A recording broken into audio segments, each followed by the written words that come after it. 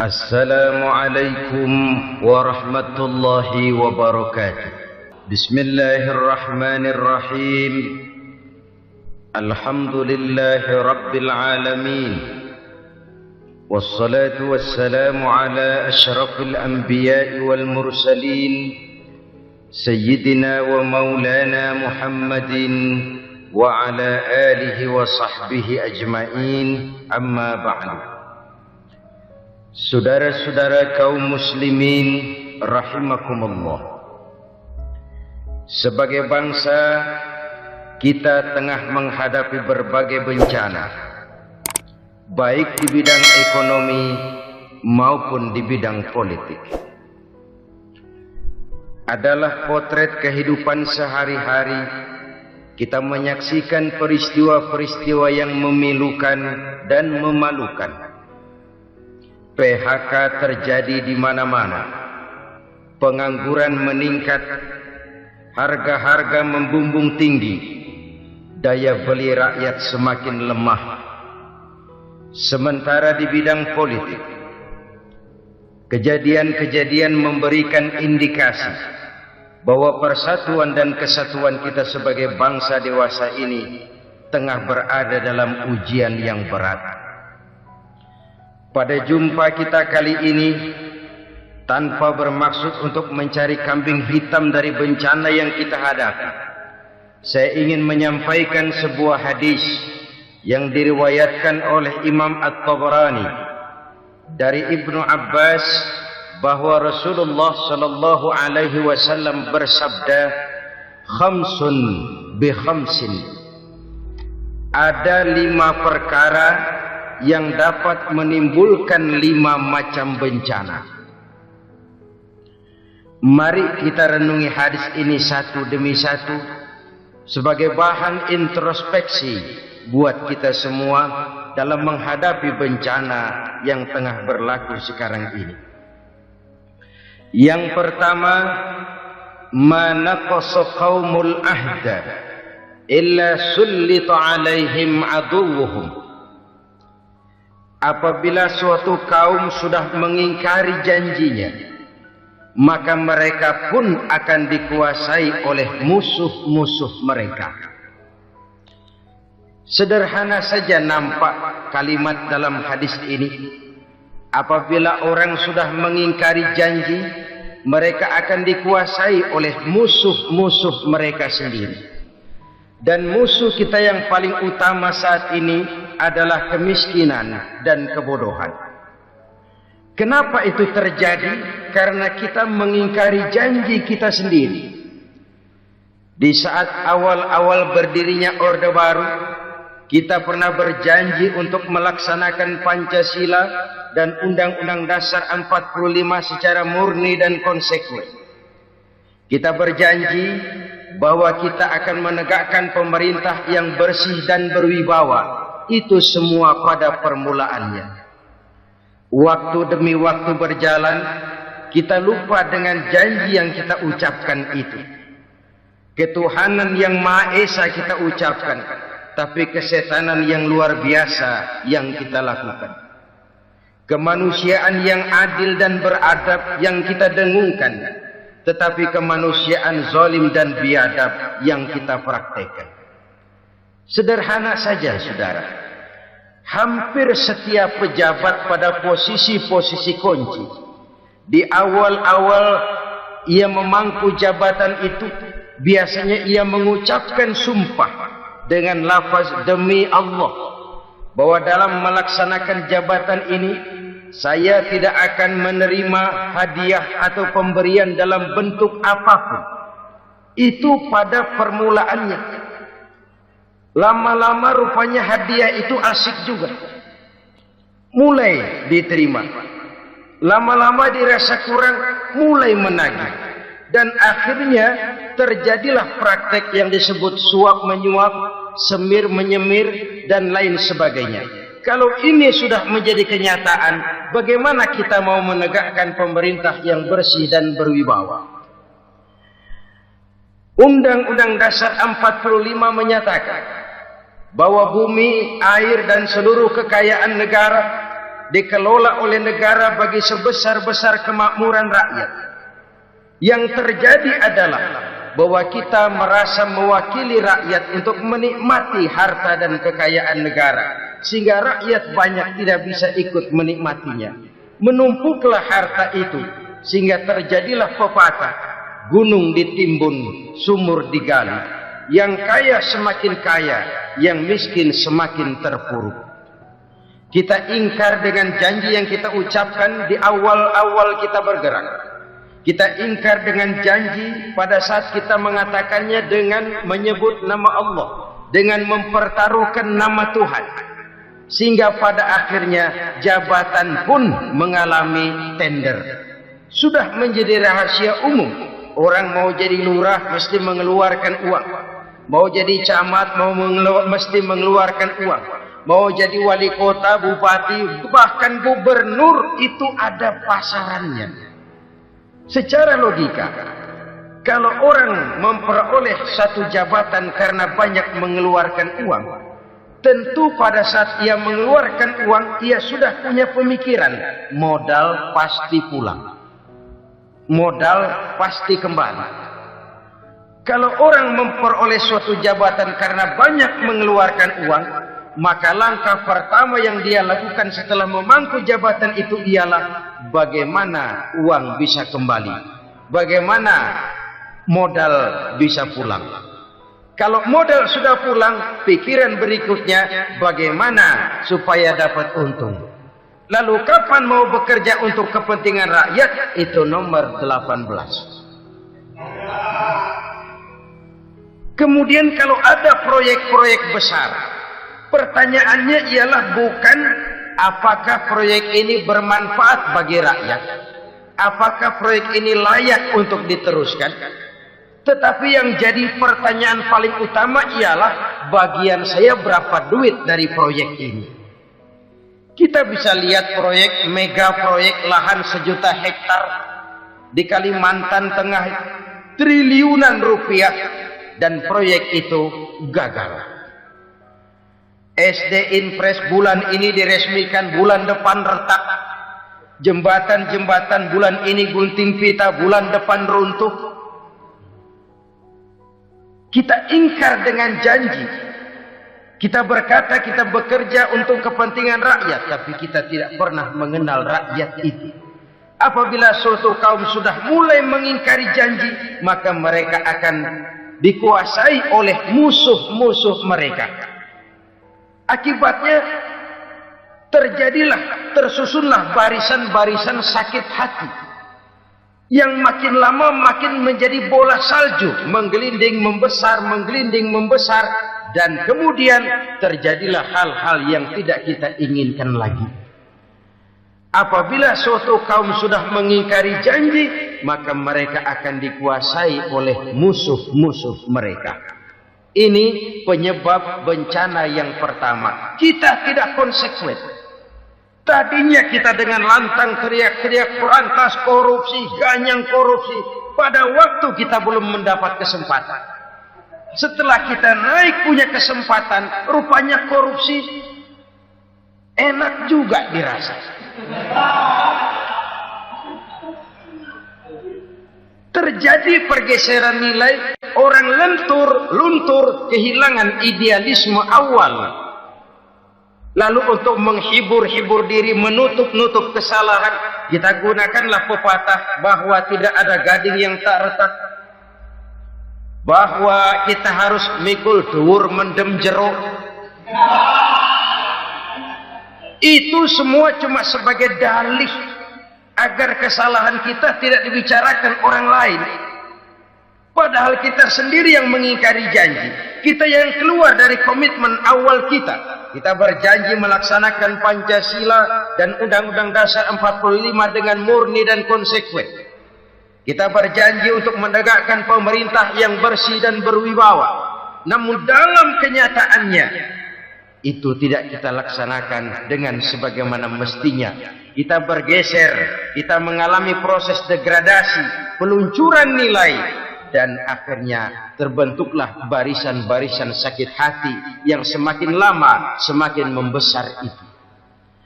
Kita harus introspeksi. Memang kalau zaman sedang susah, biasanya kambing hitam laris, tukang kompor gentayangan.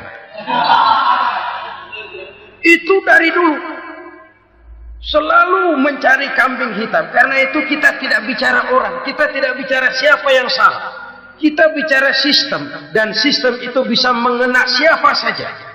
Kalau orang sudah mulai mengingkari janji, bergeser dari komitmen awal, itu sudah mulai mengalami proses peluncuran, proses degradasi. Ini penyebab yang pertama. Kita tidak lagi konsekuen. Bahwa bumi, air, sumber daya alam adalah milik negara, dikuasai oleh negara, digunakan bagi sebesar-besar kemakmuran rakyat. Ternyata rakyat yang makmur itu tidak merupakan gambaran yang menyeluruh dari rakyat kita. Undang-undang dasar kita menganut ekonomi kekeluargaan, tapi yang kita praktekkan adalah ekonomi keluarga. Kalau bukan keluarga nggak dapat proyek. Kalau bukan keluarga nggak dapat macam-macam. Kekeluargaan kita rubah menjadi keluarga. Timbullah penyakit nepotisme. Kita bergeser, kita ingkari janji. Dan kita anggap kita atasnamakan rakyat. Rakyat cuma sekedar jadi adres, rakyat cuma sekedar jadi alamat, tetapi kehidupan mereka tidak banyak berubah dan tidak banyak terangkat. Kaum muslimin rahimakumullah. Ini penyakit yang pertama. Penyebab bencana yang pertama. Yang kedua kata Nabi, "Wa ma hakamu bighairi ma anzalallah." Apabila hukum yang diterapkan sudah tidak lagi bersumber dari hukum Allah, illa fasyafihimul faqr, maka akan bertebaranlah kemiskinan di mana-mana. Ini artinya apa? Apabila hukum tinggal sebuah stempel, apabila hukum sudah diatur menurut kepentingan, apabila hukum sudah tidak lagi ditegakkan secara adil, maka kemiskinan merambah di mana-mana. Hukum diatur menurut selera orang yang sedang berkuasa, maka yang benar bisa jadi salah, yang salah bisa jadi benar. Hukum dalam kenyataan hidup berlaku seperti pisau. Pisau itu kan saudara lihat, yang namanya pisau dimanapun itu tajamnya ke bawah, ke atas tumpul. Kalau hukum itu kalau untuk rakyat, hukum itu tajam bukan main, cepat sekali dilaksanakan. Tapi giliran menengah ke atas yang gedean dikit berbuat salah, hukum tompul. Hukum pura-pura tidak dengar. Akibatnya terluka rasa keadilan rakyat. Satu kasus rakyat diam, dua kasus rakyat diam, tiga kasus rakyat diam, kasus terakumulasi di hati rakyat. Luka rasa keadilan, dan itu menjadi sumber bencana.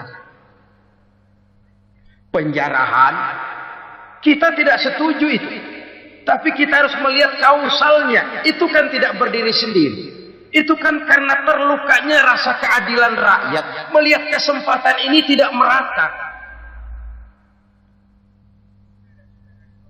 Kalau rakyat ini yang ngajukan kredit ke bank, walaupun jumlahnya cuma jutaan, ratusan ribu, susahnya 17 setan. Tapi ada orang-orang tertentu yang agunannya palsu, jaminannya palsu, bawa kata belece, bukan cuma miliaran, triliunan kredit bisa keluar. Terluka rasa keadilan, hilangnya kesempatan. Rakyat cuma dapat kesempitan, jarang dapat kesempatan. Dari lukanya rasa keadilan ini, memang ya entah lipstik, entah basa-basi, dibentuklah tim ini, dibentuklah badan pengawas ini, dibentuklah tim ini. Kalau membentur tahu, hancur tahu. Tapi kalau tim yang dibentuk membentur karang, bukan karangnya yang hancur biasanya, timnya yang bubar. Kenapa? Yang dibentur batu karang yang sangat keras. Kita main-main dengan hukum. Kita tidak konsekuen dengan hukum. Luka rasa keadilan dan itu terakumulasi. Edi Tamsil, rakyat tahu, terakumulasi. Menguap begitu saja. Kasus-kasus lain rakyat tahu, menguap begitu saja. Ketidakadilan terakumulasi, mengendap di hati rakyat, menunggu ledakan. Pada saat sumbu meledak, rakyat tidak bisa dibendung lagi. Oke, kita tidak setuju dengan penjarahan, tapi jangan melihat itu sebagai peristiwa yang berdiri sendiri. Kenapa itu terjadi? Kausalnya kenapa? Oke, kita tidak setuju memang. Tapi yang dijarah oleh rakyat kan memang cuma untuk perut. Yang dijarahkan beras. Yang dijarahkan televisi. Yang dijarahkan kulkas yang masih bisa dihitung. Yang memang real untuk kebutuhan rakyat. Penjara-penjara berdasi kepala botak. Yang menguras uang rakyat habis-habisan. Enak saja melenggang dalam kehidupan ini. Makin terluka rasa keadilan rakyat.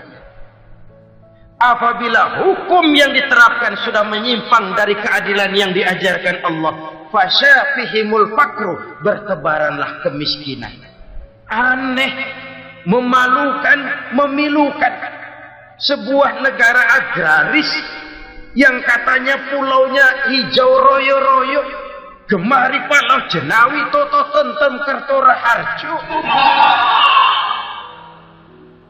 yang tahun 93 pernah mendapat penghargaan dari FAO, Badan Pangan Sedunia, sebagai negara yang berhasil dalam swasembada pangan. Sekarang ini kita terpaksa betul beli beras dari Vietnam, beli beras ke Kamboja, beli kedelai dari Kamboja. Kenapa? Lahan sawah kita habis ditanami pabrik. Teknologi kita, teknologi loncatan yang non-applied, tidak terpakai oleh kita. Lantas lahan yang tidak bisa kita tanami, kita paksakan. Lahan-lahan gambut menjadi tanah pertanian yang subur dengan biaya triliunan dan kita gagal. Kita cari jarum dan kapak hilang. Kita mau jadi negara industri dengan loncatan teknologi yang maju. Kita lupakan pola pijak kita sebagai negara agraris. Dan akhirnya kita kecolongan. Lihatlah dewasa ini. Rakyat kita antri sembako di mana-mana. Di sebuah negara agraris. Ketidakadilan melahirkan kemiskinan. Kemiskinan moral dan kemiskinan material. Kemiskinan moral, rakyat nggak percaya lagi sama pejabat. Rakyat mengalami krisis figur. Orang, alah lu ngomong dah ember.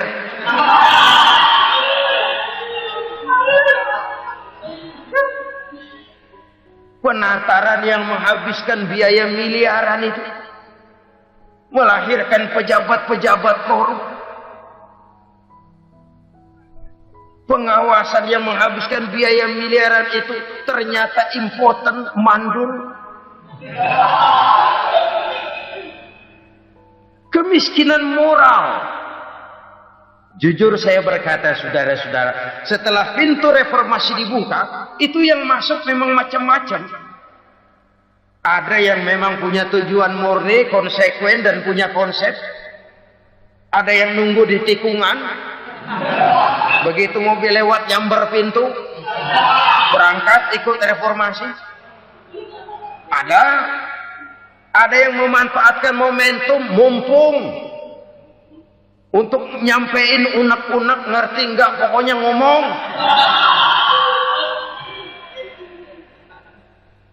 Sehingga keadaan semakin rancu, kebingungan semakin menjadi-jadi, masalah yang paling urgen tidak terselesaikan.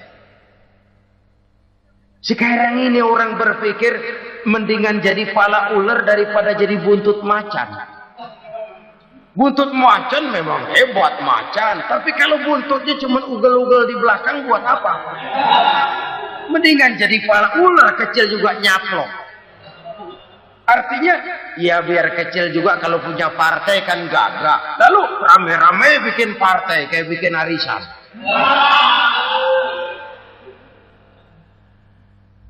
Orang makin mengalami dislokasi. Semua mau jadi pahlawan. Semua mau nomor satu. Semua ngomong. Iya kalau bidangnya. Kalau bukan makin rancu. Marilah lewat kesempatan ini saya mengajak kita untuk tahu diri. Biarkan politisi ngomong politik. Biarkan ekonom menata ekonomi. Biarkan praktisi bicara soal hukum. Biarkan rakyat munajat, istighfar, mohon pertolongan Allah. Tahu diri kita. Kalau memang ayam, kukuruyuk aja dah. Kalau memang kucing, ayo ngeong. Kalau kambing, silahkan ngembe. Udah tahu ayam, ngeong bunyinya.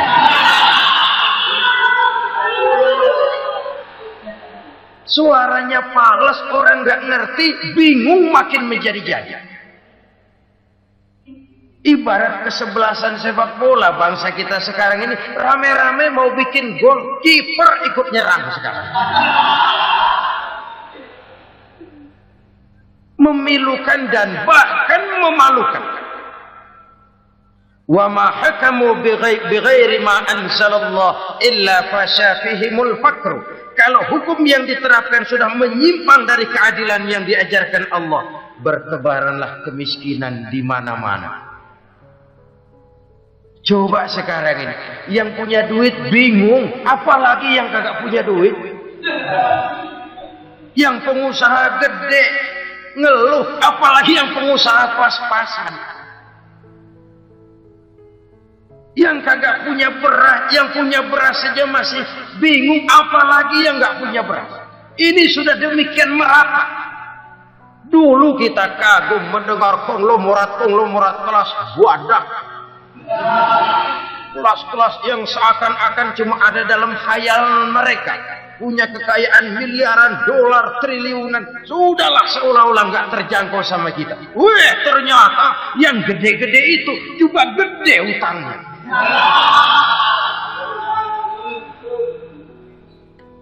Dan rontok satu demi satu.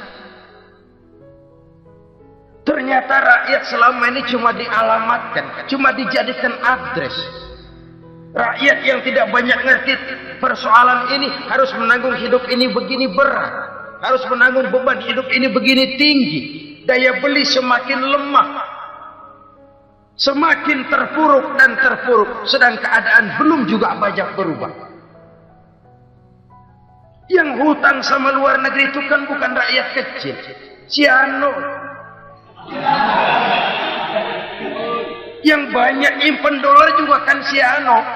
Rakyat kecil bocah kampung mah jangankan nyimpen dolar, ngelihat juga tumben. Kemana kita mesti bercermin? Sekali lagi saya mengatakan maaf, kita tidak bermaksud mencari kambing hitam. Karena itu kita tidak bicara orang, kita bicara sistem. Kita bicara keadaan. Beginilah yang dikatakan Nabi.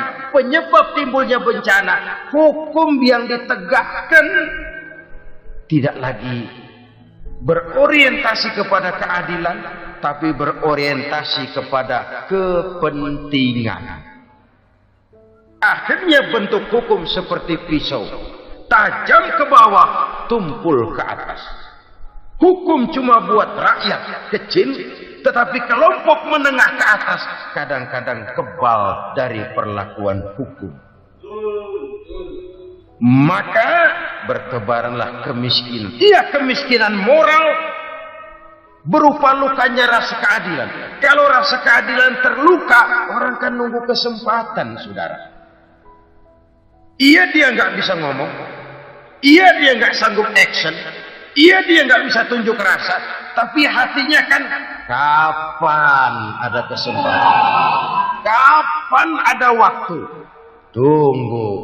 Hatinya mesti begitu. Sehingga begitu ada kesempatan, terjadilah hal-hal yang tidak terhindarkan.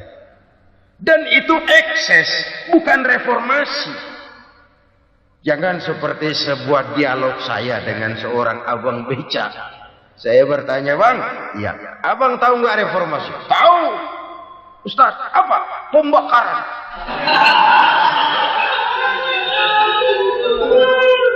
Terus penjarahan, lalu perkosaan. Itu reformasi. Itu yang saya lihat. Nah, itu yang dia lihat.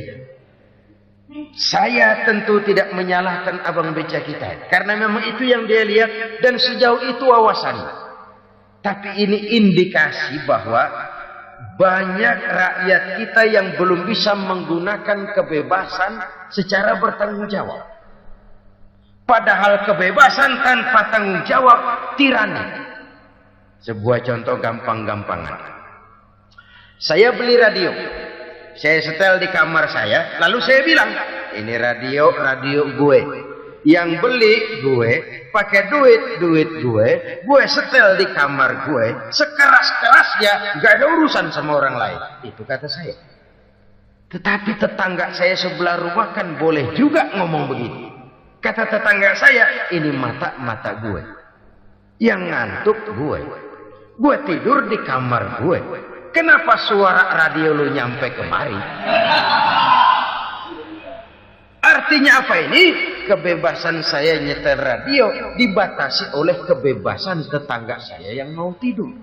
Tidak ada kebebasan mutlak. Kebebasan mutlak tanpa tanggung jawab kembali akan melahirkan tirani, kembali akan melahirkan pemaksaan kehendak. Dan itu lagi-lagi bukan demokrasi. Saudara-saudara kaum muslimin rahimakumullah.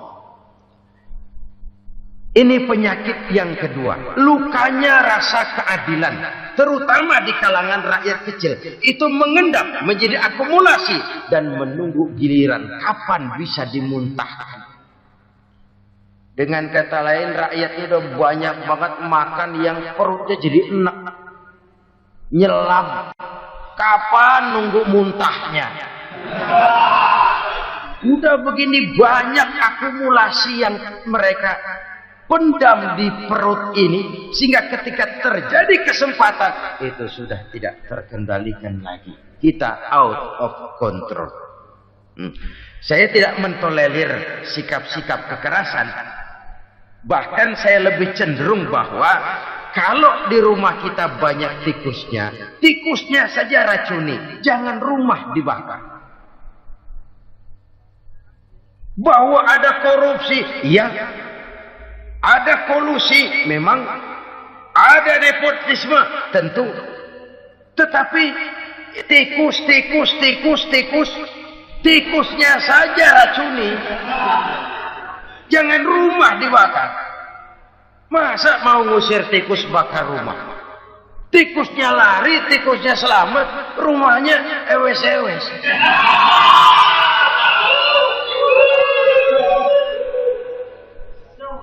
Tikus selamat, rumah nggak punya, masalah nggak terselesaikan dengan sebagaimana yang kita harap. Kita sepakat ini negara hukum, dan di hadapan hukum semua manusia itu sama. Itu prinsip yang diajarkan Allah. Al-musawat bainan nas fi takalifil ahkam.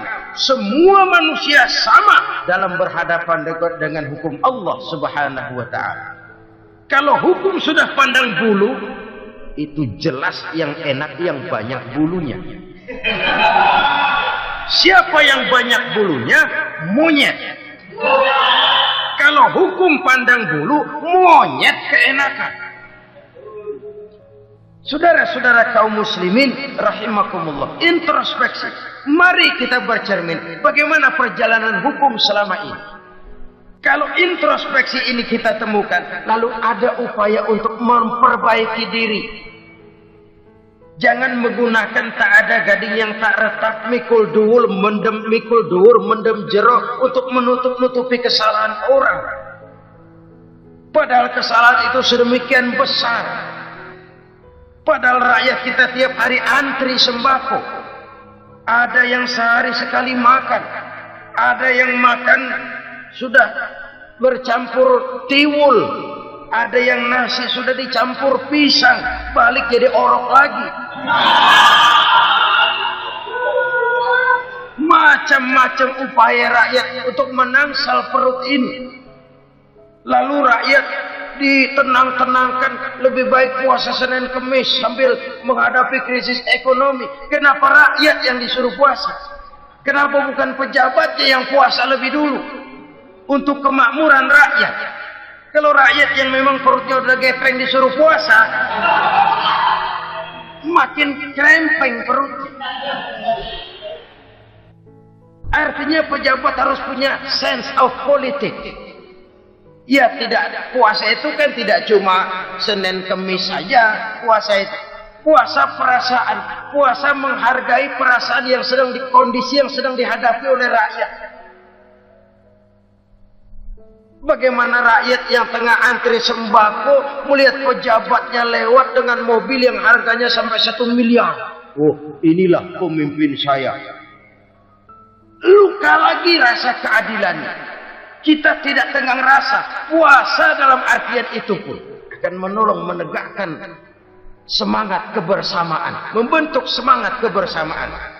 Saudara-saudara kaum muslimin rahimakumullah, penyebab bencana yang ketiga dikatakan oleh baginda Nabi,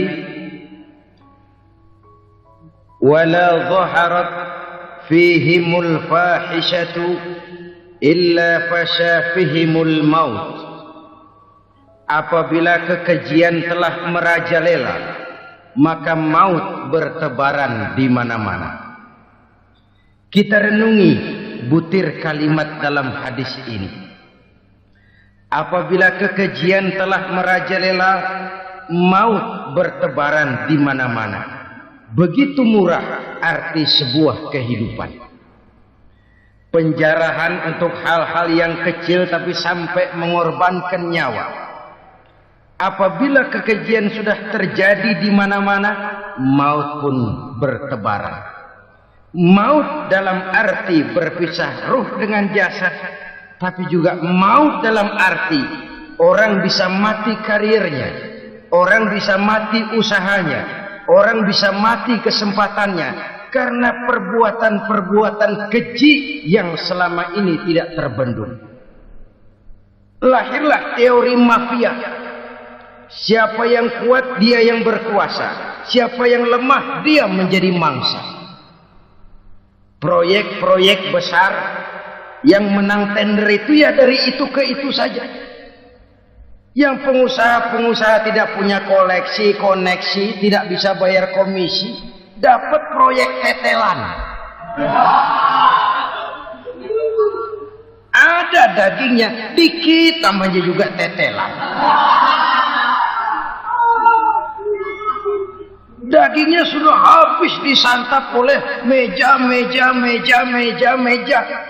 Sekian puluh meja dilalui, sekian puluh amplop dikeluarkan.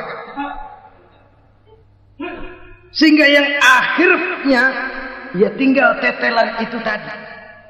Maka kualitas pekerjaan pun sudah bukan lagi jadi masalah.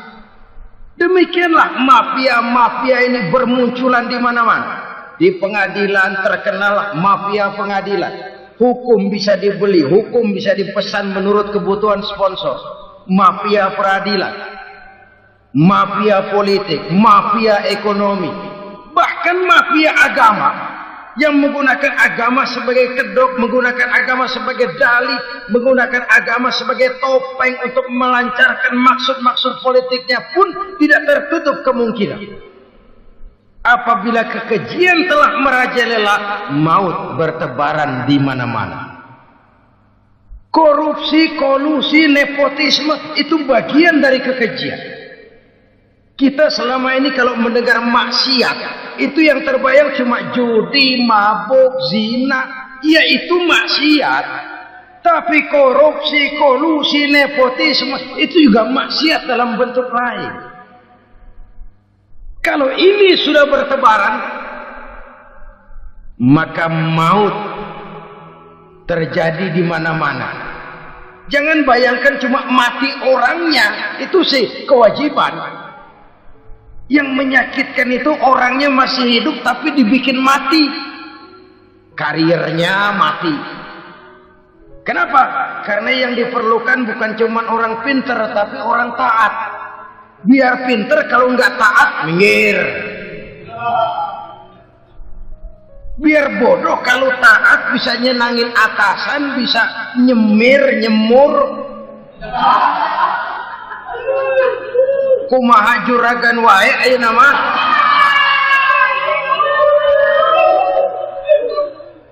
Itu yang kadang-kadang dapat penghargaan.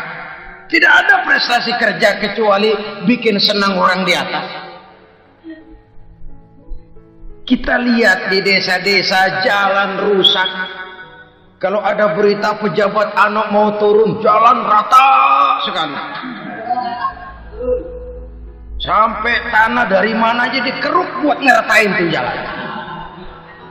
Pejabat pulang legok lagi jalanan. Katanya kita kerja buat rakyat, nyatanya kita cuma melayani atas. Kenapa? Terjadi lingkaran setan. Seperti kata lagu Dul Sumbang itu.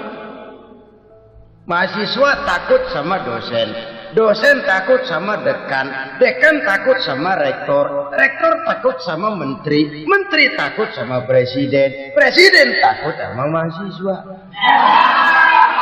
Lah muter balik lagi. Lingkaran setan. Lingkaran setan. Saudara-saudara kaum muslimin rahimakumullah, kekejian yang merajalela, praktek-praktek mafia yang tertuang dalam kehidupan sehari-hari menyebabkan orang mati karirnya, jasad masih hidup, karir mati, itu menyakitkan. Mati bisnisnya. Rakyat kecil pernah senang ketika cengkeh booming, harganya bagus, rakyat banyak yang pergi haji. Lalu mau ditata, lahir tata niaga cengkeh, malah amburadul. Harga cengkeh jatuh, petani cengkeh kecil menjerit. Siapa yang untung? Segelintir orang. Masihkah kita pakai atas nama rakyat untuk kepentingan nasional? Padahal yang nyanyi cuma segelintir orang. Masihkah kita mau bohongi rakyat ini dengan mobil nasional tapi bikinan Korea? Masihkah kita mau bermain verbalisme, bermain kata? Ini sebuah masa lalu yang tidak perlu terulang lagi untuk masa-masa yang akan datang. Kekejian merajalela, orang mati karir. Bisa mati usaha, mati bisnis. Usahanya maju, dirangkul, hancur. Usahanya maju, dipukul, hancur, tenggelam. Bahkan yang memilukan dan memalukan badan-badan usaha milik negara itu dikebiri sedemikian rupa sehingga tidak menghasilkan hal-hal yang bermanfaat buat negara. Saudara-saudara kaum muslimin rahimakumullah, kalau nafsu yang sudah mengatur itu semua, maka kekejian pun merajalela. Orang sudah pakai teori mafia, yang kuat dia yang menang, yang kuat dia yang berkuasa, yang lemah silakan minggir di sudut-sudut kehidupan. Kalau kekejian seperti ini merajalela, maut bertebaran di mana-mana. Banyak orang mati karirnya, banyak orang mati usahanya, banyak orang mati imajinasinya. Sekarang ini dalam dunia seni, yang banyak karyawan seni, bukan seniman. Seniman itu kan dilahirkan. Lain seniman, lain karyawan seni. Sekarang yang banyak karyawan seni, bukan seniman. Mati karier, mati imajinasi, mati improvisasi. Sehingga kehidupan persis sinetron. Sinetron itu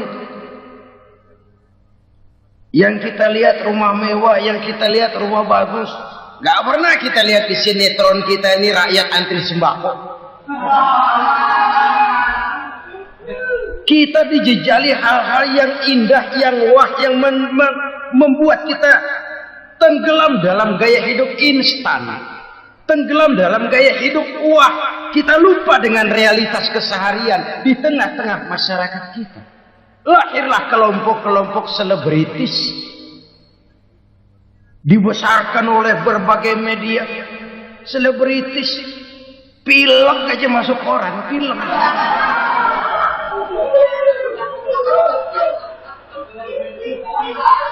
Rakyat yang pingsan antri beras nggak masuk koran. Rakyat yang semaput antri minyak nggak masuk koran. Selebritis panok masuk koran.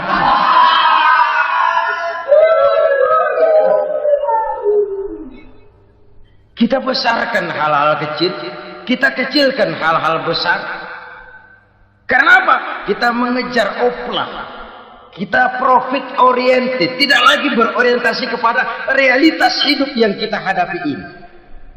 Kalau kekejian sudah merajalela kata Nabi, maka maut bertebaran di mana-mana. Maut dalam artian maut, coba lihat sekarang begitu murah nyawa. Karena 1000 perak orang mau nusuk bunuh. Karena beras seliter orang khilaf, begitu murah kehidupan. Tapi kekejian dalam bentuk korupsi, kolusi, nepotisme, kekejian dalam bentuk itu mematikan karier, mematikan bisnis, mematikan imajinasi, mematikan kreativitas. Itu juga maut dalam bentuk lain akibat kekejaman lain. Ini penyebab yang ketiga. Yang keempat, penyebab bencana menurut baginda Rasul, wala tuffiful mikyala illa muni'un nabat. Apabila timbangan sudah dicurangi, maka tercegahlah tumbuh-tumbuhan. Apabila timbangan sudah mulai curang, maka terjadilah musim paceklik. Apabila bisnis sudah bergaya mafia tadi itu, kecurangan-kecurangan terjadi, tender di balik pintu, yang dimenangkan cuma kelompok-kelompok yang bisa memberikan presentasi yang besar, muni'un nabat, terjadilah paceklik. Paceklik, panen gagal, wereng, iya wereng, kemarau panjang, it's okay, air sulit, iya, tetapi kan semua itu ada yang ngatur. Kemarau ada yang ngatur, belalang itu ada yang ngatur, air itu juga ada yang ngatur. Yang ngatur itu yang serba maha. Kalau ia murka melihat kecurangan timbangan, Allah itu kalau murka kan gampang saja, tinggal komandoin balang, lang, hancurin tuh sawah. Konvoy belalang, konvoy. Allah tinggal ngutik angin El Nino, mampir lo ke Indonesia. Hujan nggak turun-turun, kemarau panjang. Jadi kalau musim kemarau kan namanya anginnya El Nino. Kalau musim hujan anginnya namanya La Nina. Cakep namanya, kejem orangnya. Saudara lihat Cina sekarang sedang kena La Nina. Banjir besar, ribuan orang meninggal. Dia mah ribuan mati kagak berasa, rakyatnya miliaran. Bangladesh lagi ngalami La Nina. India lagi ngalami La Nina. Angin, hujan, kemarau, belalang, itu kan ada yang ngendaliin. Kuncinya bukan di belalangnya, kuncinya bukan di peredaran matahari berputar, kuncinya di atas yang mengatur semua itu.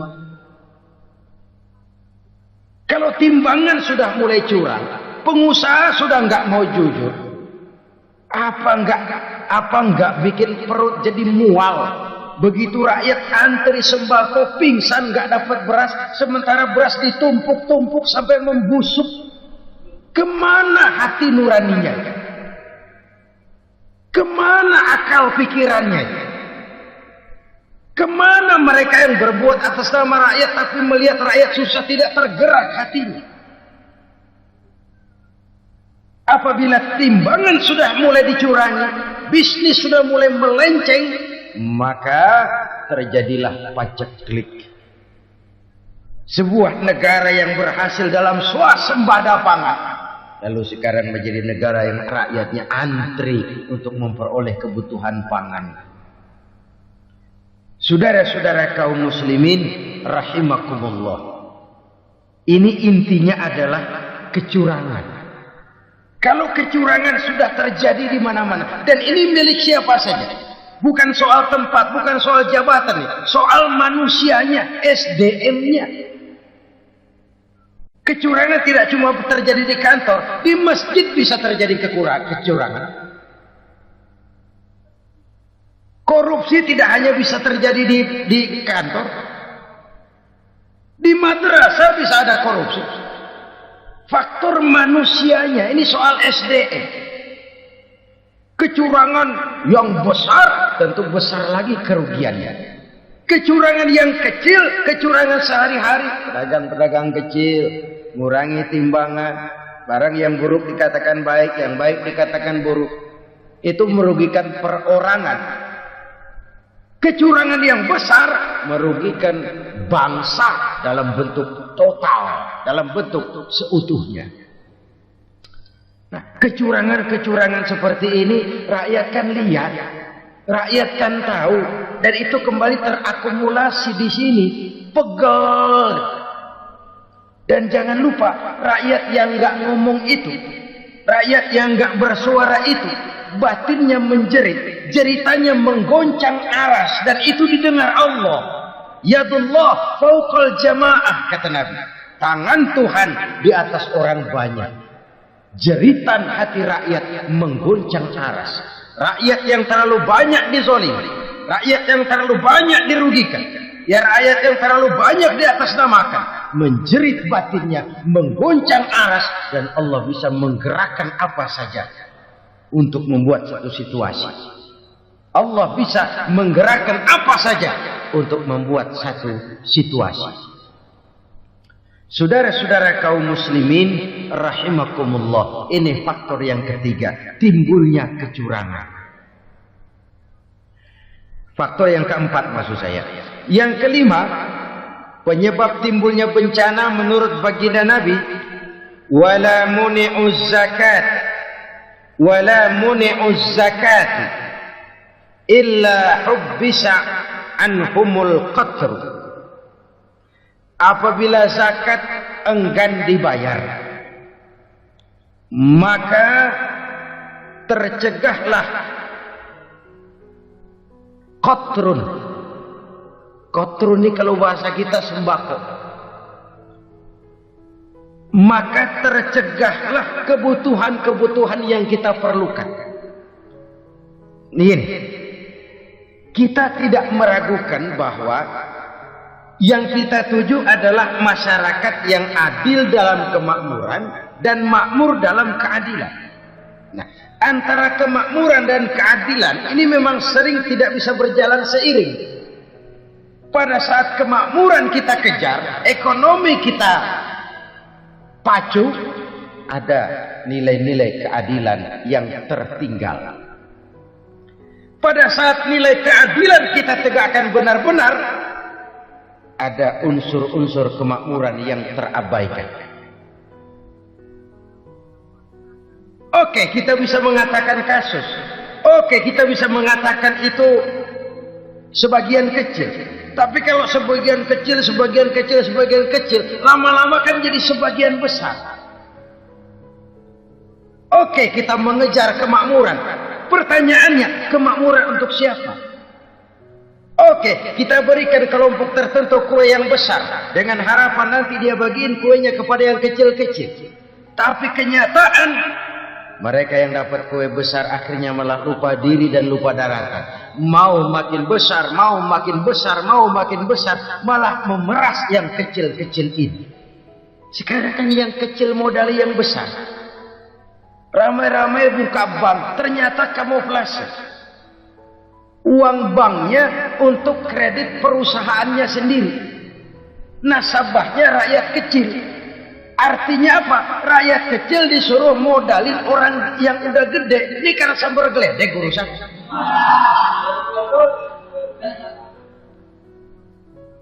Ini kan permainan apa lagi? Rakyat kecil suruh modali yang gede. Nasabahnya rakyat kecil, kumpulkan uangnya di bank, kucurkan kredit kepada perusahaannya sendiri. Bukankah itu rakyat kecil suruh modali yang gede? Sudah begitu kejamkah kita untuk meraih keuntungan dengan mengorbankan orang kecil? Sudah tidak bicara lagi kah nurani kita melihat penderitaan orang yang semakin susah ini? Kalau zakat enggan dibayar, padahal zakat 2,5% saja, 2,5% saja. Kalau itu pun enggan, kalau zakat saja enggan, bagaimana pula yang namanya sedekah? Bagaimana pula yang namanya infak? Bagaimana pula yang namanya santunan, bantuan? Kadang-kadang lipstick nyumbang si nyumbang, cuman nyolongnya lebih gede. Ini namanya sumbangan lipstick. Buat lipstick itu kan buat ngumpetin bibir pucat. Itu fungsi utama lipstick.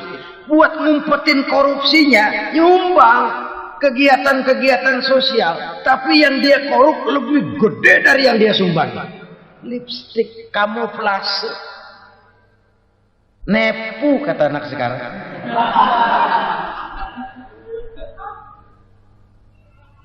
Saudara-saudara kaum muslimin rahimakumullah.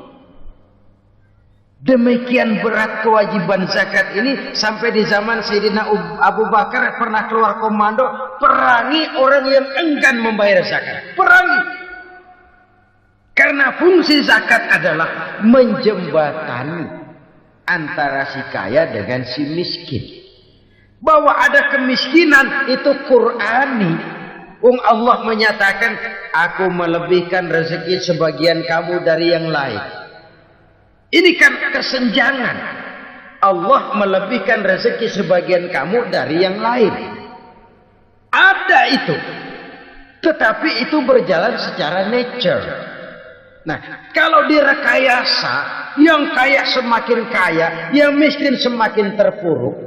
Yang sudah besar dapat proyek besar, yang kecil dapat tetelan. Ini kan rekayasa namanya. Kesenjangan yang direkayasa ini yang kita harus kikis. Nah, fungsi zakat menjembatani dari sisi sosial. Dari sisi pribadi, Nabi berpesan, zakku amwalakum biz zakat. Bersihkan hartamu dengan zakat. Sekarang ada istilah nyuci uang. Uang hasil korupsi itu bisa dicuci, dijadikan uang bersih. Bukan pakai rinso, bukan. Pakai politiknya koruptor, diolah sedemikian rupa sehingga jadi uang resmi. Sudah memutik, itu termasuk yang disebut kejahatan kerah putih. White collar crime, kejahatan kerah putih, kejahatan pakai dasi, kejahatan kelas kakap. Makanya orang mendingan goblok kagak bener daripada pinter kagak bener. Goblok kagak bener itu gampang ngurusinnya.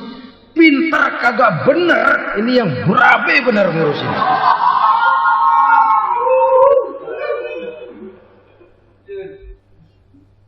Kita bukan cuma perlu orang pinter kok di zaman sekarang. Kita perlu orang-orang benar. Yang punya komitmen. Yang sesuai kata dan perbuatan. Yang bisa merasakan apa yang dirasakan oleh rakyat. Yang punya sense of politik yang tinggi. Yang peka. Yang penuh keterbukaan. Yang punya wawasan dan pandangan jauh ke depan. Dari sisi pribadi, zakat itu membersihkan harta kita.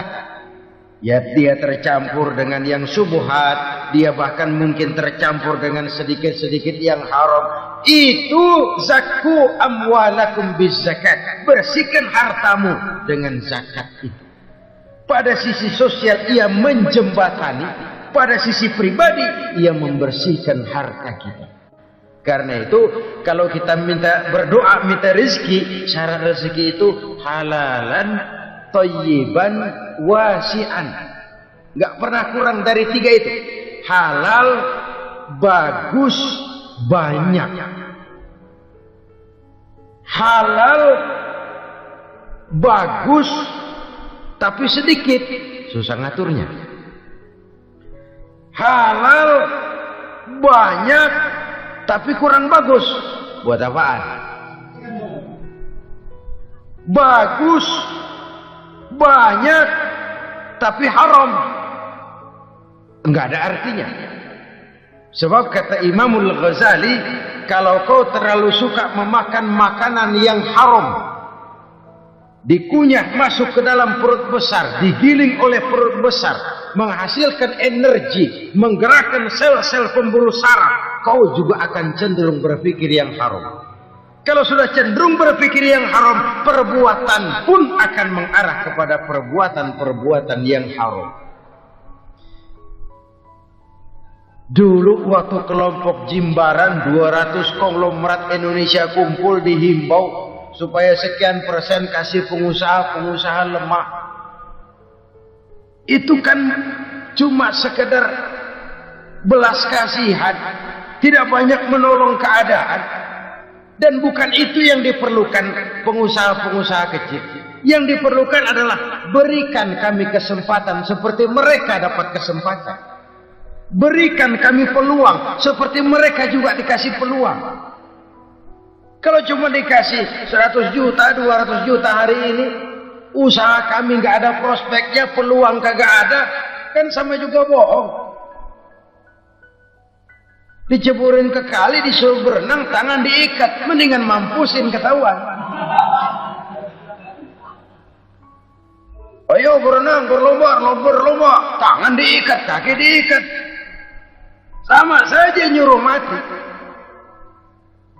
Jadi jangan kasih ikannya, kasih kailnya. Yang diperlukan pengusaha kecil menengah ke bawah itu bukan cuma sekedar belas kasih dari konglomerat besar. Berikan kami peluang seperti mereka juga dapat peluang. Berikan kami kesempatan seperti mereka dapat kesempatan. Berikan kami kredit dengan kemudahan seperti mereka juga kalau minta kredit begitu mudahnya. Menciptakan peluang dan kesempatan, pemerataan. Bukan menciptakan manusia Indonesia dengan standar ekonomi yang sama. Semua rumahnya harus sama, semua punya mobil. Itu sih kebersamaan bebek. Bebek, coba lihat bebek. Satu ngalor semua. Satu ngidul semua. Kebersamaan bukan itu. Kebersamaan adalah menciptakan peluang. Kalau yang kaya bisa semakin kaya, kenapa yang miskin tidak bisa ikut naik jadi sedikit kaya? Kalau pengusaha yang sudah kuat bisa bertambah menjadi kuat dengan proyek mega proyek, kenapa yang menengah tidak bisa ikut menjadi kuat? Dan kenapa kekejian itu merajalela? Kita dengar lewat berita-berita PLN tekor, PLN utang.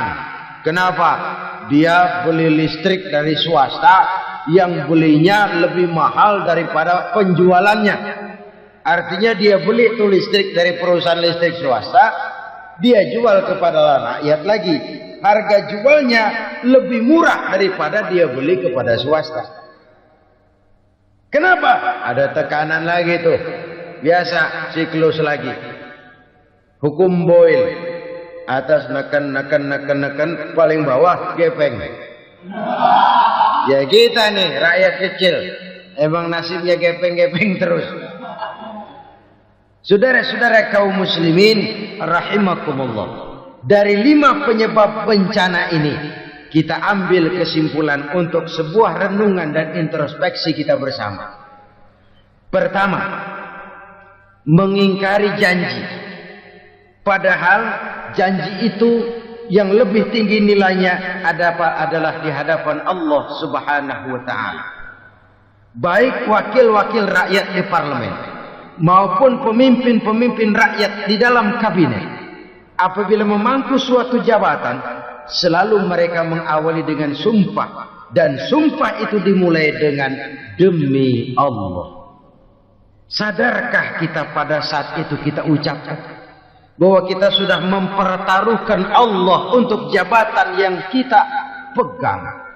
Kita sudah mempertaruhkan nama Allah untuk posisi yang dipercayakan kepada kita. Sadarkah kita bahwa menyia-nyiakan itu satu dosa yang sangat besar, yang tidak hanya kepada Allah tetapi juga kepada rakyat yang kita wakili, kepada rakyat yang kita pimpin. Cukuplah sudah rakyat dijadikan adres, umat dijadikan alamat sebagai numpang. Marilah kita kembali kepada komit awal dengan jujur kepada janji kita sendiri. Lalu yang kedua, kekejian, baik berupa korupsi, kolusi, nepotisme, dan perbuatan-perbuatan lain akan melahirkan kemiskinan. Kekurangan pangan bukan satu-satunya yang menyebabkan rakyat menderita. Lukanya rasa keadilan terakumulasi di hati rakyat, dan jeritan hati rakyat mengguncang aras. Kalau Allah murka, Allah bisa melakukan apa saja untuk menciptakan suatu kondisi. Faktor yang ketiga adalah praktek mafia, menebarkan maut.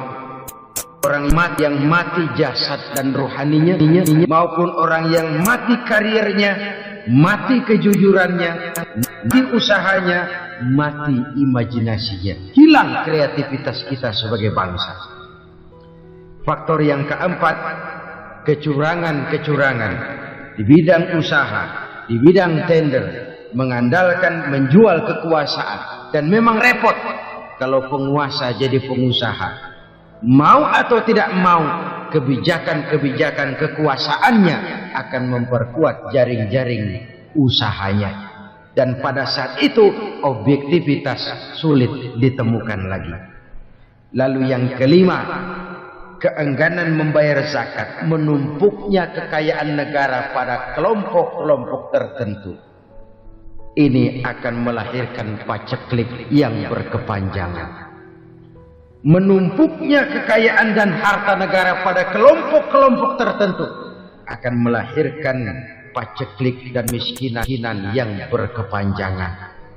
Marilah kita sadar, marilah kita merenung bahwa keengganan kita membayar zakat, menciptakan pemerataan, pada akhirnya akan menjadi musibah buat kita semua. Saudara-saudara kaum muslimin rahimakumullah, sekian dulu jumpa kita kali ini. Mudah-mudahan yang saya sampaikan dari hadis riwayat Imam Tabrani ini menjadi bahan introspeksi buat kita semua. Tidak akan